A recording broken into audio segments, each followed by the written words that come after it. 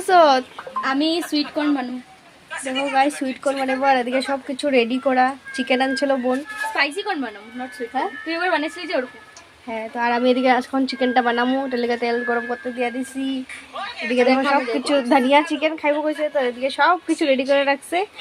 আর আমি একটু গোপালে সাজুগুজু করাইতেছিলাম, তাই আর কি প্রচন্ড দেরি হয়ে গেছে আজকে আমাদের। এখনো লাঞ্চ প্রিপেয়ার হয় নাই। আমি ডাল বসে বানাইয়া গেছিলাম, এখন ধমাধম স্পিডে করে নিই। চলো টাটা, তাহলে খাওয়ার সময় দেখাবো। তো দেখি কিরকম হয়েছে ডালটা। দেখো গাইস, আমি ডাল বানাইছি পেঁপে দিয়া, তারপর টমেটো দিছি, ছোট টমেটো দিছি। আর আমাদের গাছের টমেটো। জাগ্রত হয়ে গেছে, এটা খাইয়া বজ্র কি দেবে। আর এদিকে দেখো স্পেশাল আইটেম আজকের হইতাছে, এটা হলো ধনিয়া চিকেন।